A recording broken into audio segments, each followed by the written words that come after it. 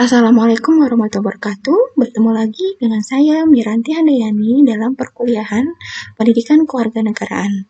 Pertemuan kali ini kita akan membahas mengenai integrasi nasional. Pembahasannya terkait yang pertama, konsep dan urgensi integrasi nasional, kemudian perlunya integrasi nasional, kemudian sumber historis, sosiologis, dan politik tentang integrasi nasional, dinamika dan tantangan integrasi nasional, dan nanti terkait kesimpulan integrasi nasional. Konsep dan integrasi nasional, kenapa integrasi nasional dibutuhkan oleh semua bangsa dan negara? Karena sebuah negara, bangsa, selalu dihadapkan pada upaya bagaimana menyatukan keanekaragaman orang-orang yang ada di dalamnya agar memiliki rasa persatuan, kehendak untuk bersatu, dan secara bersama bersedia membangun kesejahteraan untuk bangsa yang bersangkutan. Kemudian, integrasi nasional merupakan salah satu tolak ukur persatuan dan kesatuan bangsa. Secara etimologi, integrasi nasional terdiri atas dua kata, yaitu integrasi dan nasional. Integrasi dapat diartikan sebagai pembauran sehingga menjadi kesatuan yang utuh atau bulat. Sedangkan nasional adalah bangsa, sebagai bentuk persatuan dari orang-orang yang berlatar belakang berbeda, berada dalam satu wilayah dan di bawah satu kesatuan politik. Menurut ahli, yaitu menurut Kurama tahun 2010, integrasi nasional adalah kesadaran identitas bersama di antara warga negara. Ini berarti bahwa meskipun kita memiliki kasta yang berbeda, agama dan daerah, dan berbicara bahasa yang berbeda, kita mengakui kenyataan bahwa kita semua adalah satu. Jenis integrasi ini sangat penting dalam membangun suatu bangsa yang kuat dan makmur. Kemudian menurut Myron Werner dalam Ramlan Surbakti tahun 2010, integrasi nasional lebih cocok menggunakan integrasi politik. Menurutnya, integrasi politik adalah penyatuan masyarakat dengan sistem politik. Integrasi politik dibagi menjadi 5 jenis, yaitu yang pertama, integrasi bangsa, kedua, integrasi wilayah, ketiga, integrasi nilai, keempat, integrasi elit massa, dan yang kelima, integrasi tingkah laku atau perilaku integratif. Kemudian menurut Suroyo tahun 2002, integrasi nasional mencerminkan proses persatuan orang-orang dari berbagai wilayah yang berbeda untuk memiliki berbagai perbedaan baik etnis, sosial budaya, atau latar belakang ekonomi menjadi satu bangsa, terutama karena pengalaman sejarah dan politik yang relatif sama. 3 aspek integrasi nasional. Yang pertama, integrasi politik. Terdapat dimensi vertikal dan horizontal.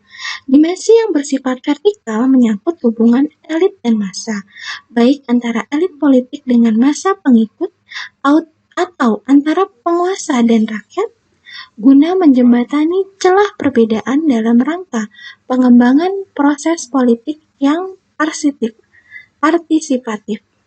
Dimensi horizontal menyangkut hubungan yang berkaitan dengan masalah teritorial, antara daerah, antara suku, umat beragama, dan golongan masyarakat Indonesia.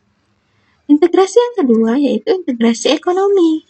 Integrasi ekonomi berarti terjadi saling ketergantungan antar daerah dalam upaya memenuhi kebutuhan hidup rakyat. Adanya saling ketergantungan menjadikan wilayah dan orang-orang dari berbagai latar akan mengadakan kerjasama yang saling menguntungkan dan bersinergis.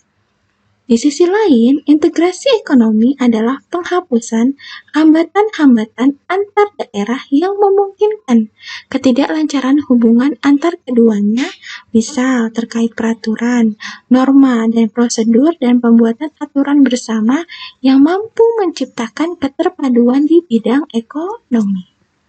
Integrasi yang ketiga, integrasi sosial budaya. Integrasi ini merupakan proses penyesuaian unsur-unsur yang berbeda dalam masyarakat sehingga menjadi satu kesatuan. Unsur-unsur yang berbeda tersebut dapat meliputi seperti ras, etnis, agama, bahasa, kebiasaan, sistem nilai, dan lain sebagainya. Integrasi sosial budaya juga berarti kesediaan bersatu bagi kelompok-kelompok sosial budaya dari masyarakat, misalnya suku, agama, dan ras. Kenapa diperlukan integrasi nasional?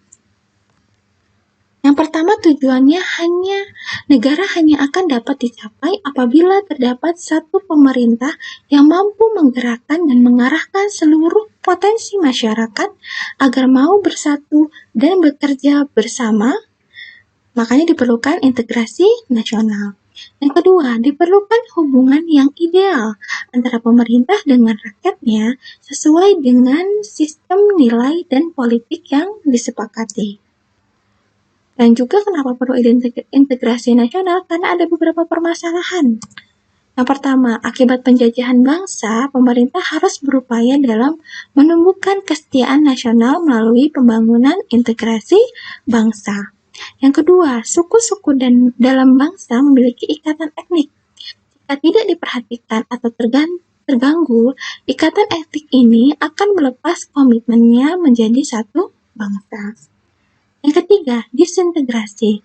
Keterpercayaan di antara unsur-unsur yang ada. Jika integrasi terjadi konsensus, maka disintegrasi dapat menimbulkan konflik atau perseteruan, pertentangan, dan pemudarnya kesatupaduan antara golongan dan kelompok yang ada dalam suatu bangsa yang bersangkutan. Sumber historis, sosiologis, dan politik tentang integrasi nasional. Menurut Suroyo tahun 2002, sejarah menjelaskan bangsa kita sudah mengalami pembangunan integrasi sebelum bernegara Indonesia yang merdeka. 3 model integrasi dalam sejarah perkembangan integrasi di Indonesia yaitu yang pertama, model integrasi Imperium Majapahit, model integrasi kolonial, dan yang ketiga model integrasi nasional Indonesia yang kita rasakan sampai saat ini. Model integrasi pertama ini bersifat kemaharajaan, yaitu yang tadi ya, model integrasi Imperium Majapahit. Struktur kemaharajaan yang begitu luas ini berstruktur konsentris.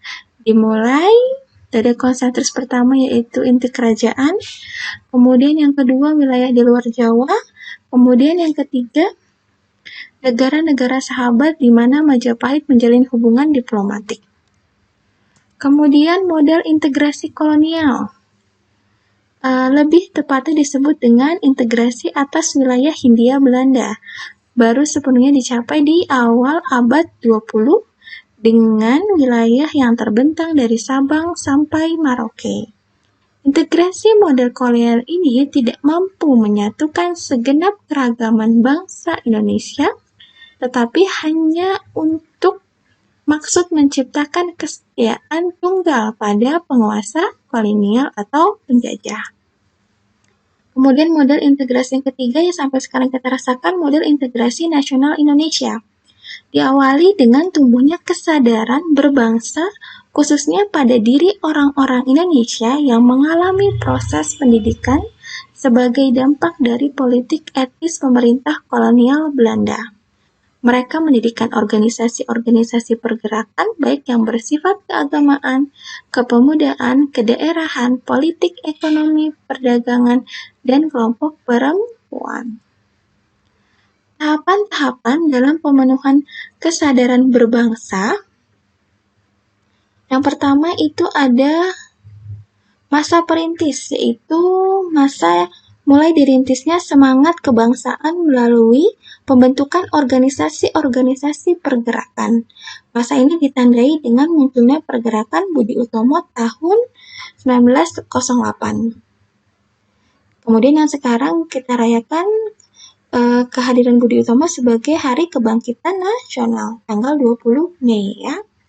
Kemudian yang kedua, Masa penegasan, masa mulai ditegaskannya semangat kebangsaan pada diri bangsa Indonesia yang ditandai dengan peristiwa Sumpah Pemuda, tanggal 28 Oktober 1928. Dengan Sumpah Pemuda, masyarakat Indonesia yang beraneka ragam tersebut menyatakan diri sebagai satu bangsa yang memiliki satu tanah air, satu bangsa dan satu persatuan yaitu satu bahasa persatuan yaitu bahasa Indonesia. Kemudian tahapan yang ketiga, masa percobaan, yaitu bangsa Indonesia mulai organisasi pergerakan mencoba meminta kemerdekaan dari Belanda atau penjajah. Organisasi-organisasi pergerakan yang bergantung pada Gabungan Politik Indonesia tahun 1938. Kemudian masa yang terakhir masa pendobrakan, yaitu pada masa semangat dan gerakan kebangsaan Indonesia telah berhasil mendobrak, membelenggu penjajah dan menghasilkan kemerdekaan, yaitu tanggal 17 Agustus 1945. Dinamika dan tantangan integrasi nasional terkait integrasi bangsa, integrasi wilayah, integrasi nilai, integrasi elit massa, kemudian integrasi tingkah laku. Kemudian terkait kesimpulannya ya, integrasi nasional, integrasi masyarakat merupakan kondisi yang sangat diperlukan bagi negara untuk membangun kejayaan nasional demi mencapai tujuan yang diharapkan. Jika masyarakat suatu negara senantiasa diwarnai oleh pertentangan atau konflik, maka akan banyak kerugian yang diterima baik dari kerugian berupa fisik, material seperti kerusakan sarana dan prasarana yang sangat dibutuhkan oleh masyarakat, maupun kerugian mental spiritual seperti perasaan kekhawatiran, cemas, ketakutan, bahkan juga tekanan mental yang berkepanjangan. Demikian perkuliahan hari ini. Semoga semua paham terkait integrasi nasional. Jika ada yang kurang paham, bisa hubungi saya via WhatsApp group atau komen di YouTube ini. Terima kasih, jangan lupa di-subscribe ya. Kurang lebihnya mohon maaf, sampai jumpa di pertemuan selanjutnya. Wassalamualaikum warahmatullahi wabarakatuh.